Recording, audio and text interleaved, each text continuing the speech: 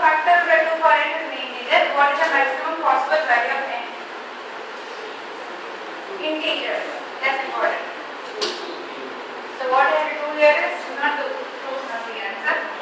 4 factor is nothing but 4 into 3 into 2 into 1. So how many 2's I can have in the denominator which gets cancelled in the numerator and still you get integer as a value here. So here I can cancel 1 here, the 2 here. Maximum I can have 3 2's, right? This is 24. 24 by 8 is 3. It's an integer. If you put one more 2 here, 24 by 16 is not an integer. It's 3 by 2 or 1.5. So maximum what I can have is 3. So n equal to 3. That is, you are only seeing how many 2's are there in 4 factorial, which gets cancelled in the denominator and you will get integer as a value. Minimum anything you can. I can put 1 2.